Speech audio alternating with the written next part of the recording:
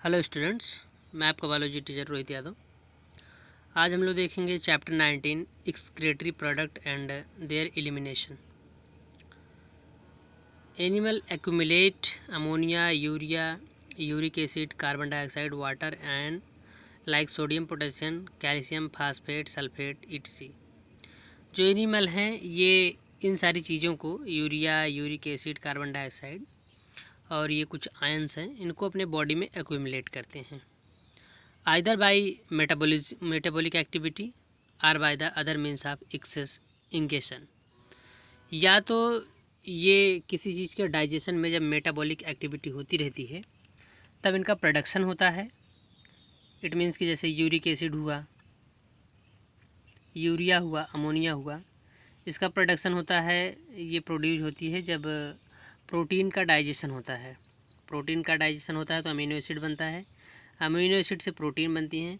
लेकिन amino acids के और भी बहुत सारे यूज होते हैं और इनको जब यूज किया जाता है तो उसमें अमीनो ग्रुप को रिमूव कर दिया जाता है। मतलब जो NH2 होता है उसको रिमूव कर दिया जाता है। तो वो कुछ एनिमल्स में अमोनिया के रूप में ही रिलीज कर दिया जाता है उनके बॉडी से। कुछ एनिमल में यूरिया में चेंज कर दिया जाता है। पहले लीवर जो है अमोनिया को यूरिया में चेंज कर देता है, उसके बाद रिलीज करता है। कारण ये है कि अमोनिया ज़्यादा हार्मफुल होती है कंपेरिजन टू यूरिया, और कुछ एनिमल उसे यूरिक एसिड में चेंज कर लेते हैं, उसके बाद रिमूव करते हैं। यूरिक एसिड कम हार्मफुल होती है कंपेरिजन टू यूरिया। इसका मतलब सबसे ज़्यादा हार्मफुल अमोनिया है और सबसे कम हार्मफुल यूरिक एसिड है। तीनों का पर्पज़ एक ही है कि उनको नाइट्रोजन का जो बेस्ट प्रोडक्ट है उसको अपने बॉडी से बाहर निकालना है।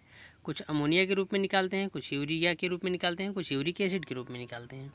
अमोनिया के रूप में बेसिकली वो एनिमल रिमूव करते हैं अपने बॉडी से जिनके पास जिनके इन्वायरमेंट में ज़्यादा वाटर होता है, जैसे कि एक्वाटिक एनिमल, जैसे कि जितनी बोनी फिशेस हैं, जैसे ये कटला है, रोहू है, ये सारी जितनी फिशेस हैं बोनी फिशेस, ये अमोनिया अपने बॉडी में से सीधे बाहर निकाल देती हैं थ्रू द गिल्स।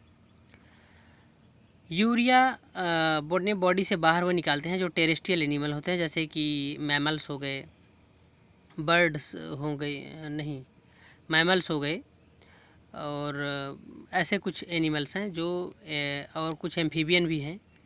एम्फीबियन जैसे फ्रॉग हो गए, तो जो टेरेस्ट्रियल पे रहते हैं, क्योंकि जो फ्रॉग का लार्वा है वो भी अमोनिया के रूप में ही बाहर निकालता है, और जो फ्रॉग होता है वो यूरिया के रूप में बाहर निकालता है नाइट्रोजन को। तो ये सब जो अपने बॉडी से बाहर रिमूव कर देते हैं नाइट्रोजन बेस्ड प्रोडक्ट को।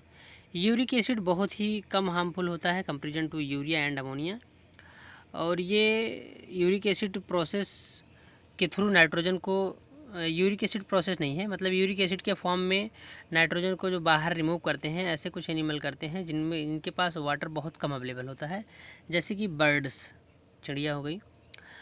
और कार्बन डाइऑक्साइड और वाटर को भी बाहर रिमूव किया जाता है। ये बाई प्रोडक्ट के रूप में बनता है जब डाइजेशन होता है कार्बोहाइड्रेट का, कार्बोहाइड्रेट में आपका या फैट का जब डाइजेशन होता है इसमें कार्बन डाइऑक्साइड और वाटर बनता है।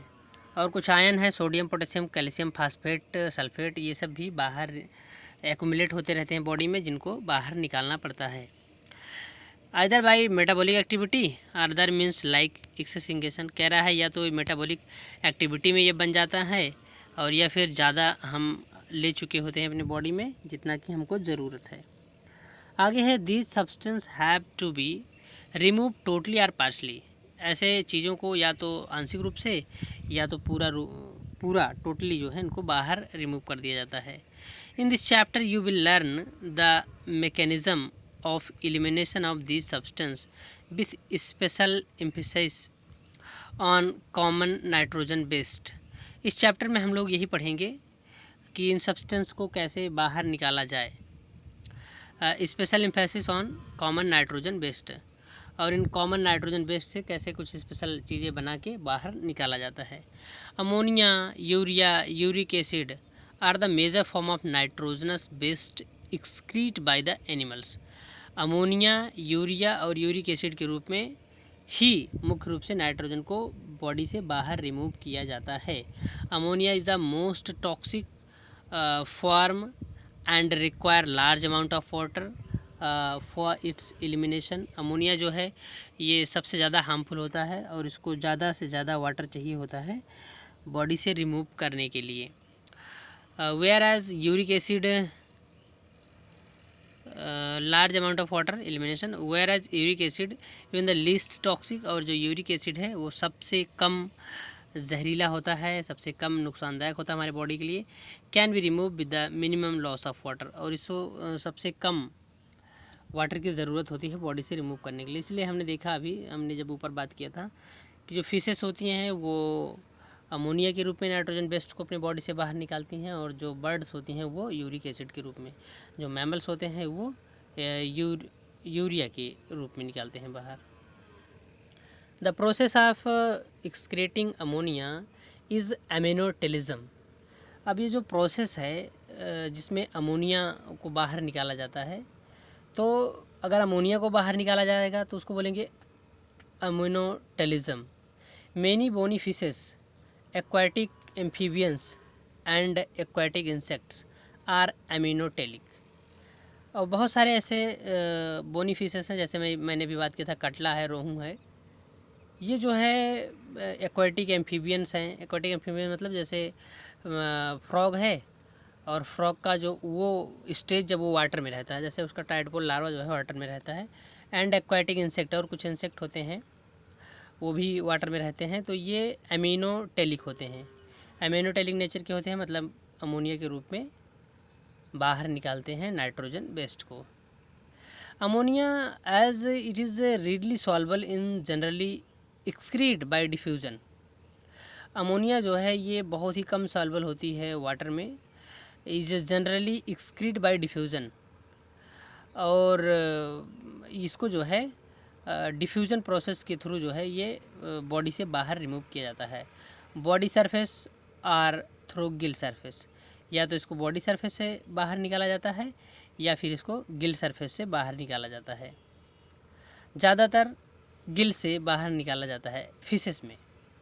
इन अमोनिया मतलब फिशेस में ज़्यादातर गिल से ही बाहर निकाला जाता है। किडनी का ज़्यादा फंक्शन नहीं होता है अगर इसे नाइट्रोजन बेस्ड प्रोडक्ट को बाहर निकालना है तो। एज अ अमोनियम आयन होता है। अमोनिया का फॉर्मूला होता है NH3। अमोनियम आयन होता है, एक एच और इसमें जुड़ जाएगा, एक प्रोटॉन जुड़ जाएगा, जिसको बोलेंगे NH4+, क्योंकि ये आयन है। NH4+ मतलब ammonium ion. Kidney do not play an significant role in its removal, और किडनी इसके रिमूव करने में ज़्यादा रोल नहीं प्ले करती है। मैं फिशेस की केस की बात कर रहा हूँ, टेरेस्ट्रियल मतलब फिशेस की केस की बात कर रहा हूँ, और वे सारे इंसेक्ट और फिश और एक्वाटिक एम्फीबियंस की बात कर रहा हूँ जो अमोनिया को अपनी बॉडी से बाहर निकालते हैं।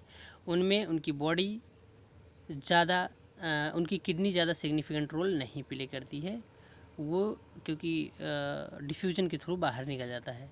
Terrestrial adaptation necessary the production of lesser toxic nitrogen based like urea, और अगर वो पानी में नहीं रह रहे हैं, टेरेस्ट्रियल पे रह रहे हैं, तो उनको ज़रूरी है कि उनका जो नाइट्रोजन बेस्ड प्रोडक्ट है उसको वो कुछ इस तरह से चेंज करें कि उनके लिए ज़्यादा नुकसानदायक ना हो, क्योंकि जो अमोनिया है वो बहुत ही नुकसानदायक है और इसको रिमूव करने के लिए ज़्यादा से ज़्यादा वाटर की ज़रूरत है।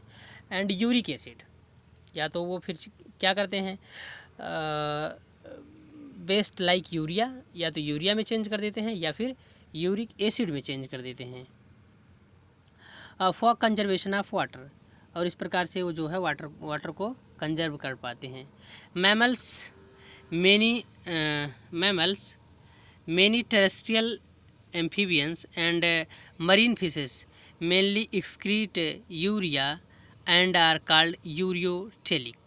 तो इसमें कह रहा है कि जो मैमल्स हैं या फिर बहुत सारे टेरेस्ट्रियल एम्फीबियंस हैं, मैमल्स हैं या जो टेरेस्ट्रियल एम्फीबियंस हैं, टेरेस्ट्रियल एम्फीबियन मतलब जैसे अगर फ्रॉग की बात करें तो जब वो टैडपोल लार्वा रहता है तब वो एक कैटिक एम्फीबियन है, और जब वो रहने लगता है यहाँ लैंड पर तो उसको टेरेस्ट्रियल एम्फीबियन बोलते हैं।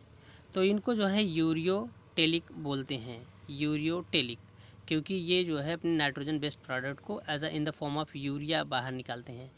Ammonia produce by metabolism is converted into urea in the liver of these animals are released into the blood which is filtered and excrete out of the kidney. Ammonia का जो production होता है ये metabolically convert किया जाता है urea में, और ये काम होता है लीवर में, और इसमें बहुत ज़्यादा एनर्जी का इन्वेस्टमेंट भी होता है। These animal are released into the blood, और फिर इसको यूरिया बना के इसको ब्लड में डाल दिया जाता है, जो कि फ़िल्टर कर लिया जाता है किडनी के द्वारा। Some amount of urea may be retained in the kidney. Matrix of some of these animals are maintain desire osmolarity, और कुछ यूरिया उनके ब्लड में रह जाती है क्योंकि उनको अपने ब्लड का ऑस्मोटिक प्रेशर भी बैलेंस करना होता है। Reptile, bird, land, snail and insect excrete nitrogen based as a uric acid in the form of pellets or paste with a minimum loss of water and are called uricotelic. तो इसमें कह रहा है कि कुछ अमाउंट में जो reptile हैं, जैसे रेप्टाइल हैं, बर्ड्स हैं, लैंड स्नेल हैं, ये सब के पास वाटर बहुत कम होता है। एंड इंसेक्ट हैं, excrete nitrogen based as a uric acid, तो ये अपना जो बेस्ट मटेरियल है उसको यूरिक एसिड के रूप में बाहर निकालते हैं। इन the form of pellets, pellets मतलब एज अ कैप्सूल के रूप में के बाहर निकालते हैं, या फिर पेस्ट के रूप में बाहर निकालते हैं। ये with a minimum loss of water, और इसमें वाटर बहुत ही कम होता है, और वाटर बहुत कम लॉस होता है क्योंकि इनको वैसे ही मिलने में प्रॉब्लम होती है। एंड आर कॉल्ड यूरिकोटेलिक, और ऐसे एनिमल को यूरिकोटेलिक एनिमल कहते हैं। चलिए आगे देखते हैं। आगे है a survey of animal kingdom present in a variety of excretory structure. एक सर्वे के अकॉर्डिंग देखा गया है कि एनिमल किंगडम में बहुत सारे एक्सक्रीटरी स्ट्रक्चर पाए जाते हैं। In most of invertebrates these structure are simply tubular form, whereas vertebrates have complex tubular organ called kidney.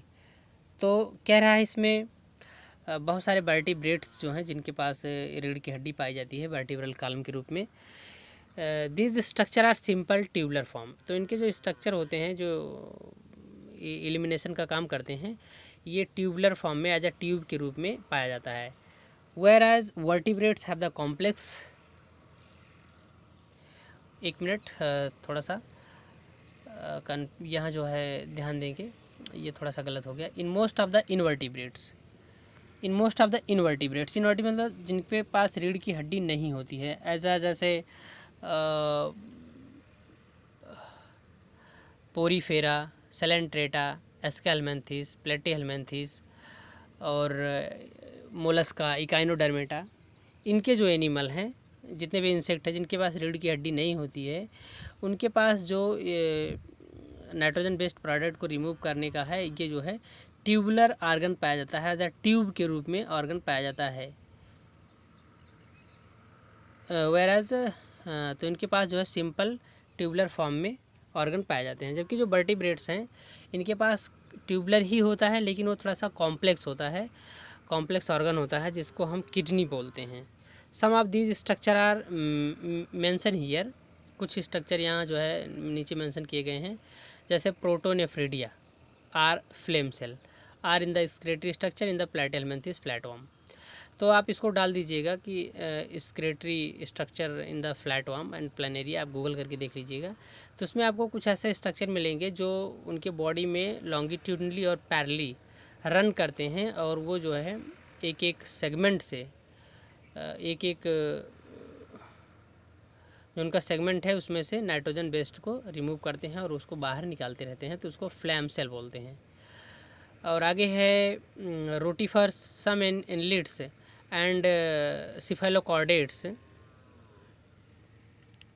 तो ये देखा जाता है जो स्केलेटल स्ट्रक्चर है प्लेटीहेलमिन्थस में, प्लेटीहेलमिन्थस में देखा गया कि फ्लैटवर्म में और प्लेनेरिया में, कुछ रोटिफर्स में देखा गया सम इनलेट्स एंड सिफेलोकॉर्डेट्स, एम्फियोक्सेस, कुछ इनलेट्स में देखा गया, कुछ सिफेलोकॉर्डेट्स में और एम्फियोक्सेस में, जो कि ट्यूबुलर और ट्यूबुलर स्ट्रक्चर देखे गए। Protonephridia are primarily concerned with ionic and fluid volume. Protonephridia जो है ये शुरुआत में देखा गया concerned with ionic and fluid volume regulation, तो ये जो है आयन को रेगुलेट करता है और कुछ फ्लूइड वॉल्यूम को रेगुलेट करता है। और अगर कम्प्लीटली हम बोले तो इसको बोल सकते हैं आस्मो रेगुलेशन में हेल्प करता है, आस्मोटिक बैलेंस को बनाए रखता है, जो प्रोटोनेफ्रिडिया है। आगे है nephridia are the tubular excretory structure of earthworm and other annelids. जो नेफ्रिडिया है ये एक दूसरा ट्यूबुलर एक्सक्रेटरी स्ट्रक्चर है जो कि अर्थवर्म में देखा जाता है, एनिलिडा में देखा जाता है। Nephridia help in the remove of nitrogen based and maintain a fluid and ionic balance. जो नेफ्रिडिया है ये हेल्प करता है नाइट्रोजन बेस्ड को रिमूव करने में, और ये मेंटेन करता है फ्लूइड और आयनिक बैलेंस को। क्या मतलब, नाइट्रोजन बेस्ड को रिमूव भी कर रहा है और आयन के बैलेंस को और फ्लूइड को भी मेंटेन कर रहा है। जबकि जो प्रोटोनेफ्रिडिया है वो नाइट्रोजन बेस्ड को रिमूव करने में हेल्प नहीं कर रहा है। देखिए, protonephridia are primarily concerned with the ionic and fluid volume regulation, ये दो ही काम कर रहा है। जबकि जो नेफ्रिडिया है ये हेल्प कर रहा है nephridia are the tubular structure earthworm and other annelids. Nephridia help in the remove nitrogen based and maintain the fluid and ionic balance. आगे है malpighian tubules are the skeletal structure of the most of the insect including cockroach. Malpighian tubules help in the removal of nitrogenous waste and osmoregulation. तो जो मैल्पिघियन tubules है ये help करता है nitrogen based को remove करने में और आस्मो रेगुलेशन मतलब वही आयन के बैलेंस में और फ्लूइड के बैलेंस में हेल्प करता है। आगे है antennal gland or green gland perform the excretory function in crustaceans like prawn. और ये एंटीनल ग्लैंड, जो प्रॉन का एंटीना होता है उसमें कुछ ग्लैंड्स पाई जाती हैं जिनको एंटीनल ग्लैंड बोलते हैं या उन्हीं को ग्रीन ग्लैंड बोलते हैं। ये काम करते हैं एज आ एक्सक्रीटरी फंक्शन क्रस्टेशियंस में, लाइक जैसे कि झींगा मछली में। तो आज के लिए बस इतना ही, थैंक यू। और इसका डिस्कशन अभी हम गूगल मीट पे भी करते हैं, एक बार आप इसको देख लीजिए, उसके बाद गूगल मीट पे हम इतने का डिस्कशन करेंगे। Okay, thank you.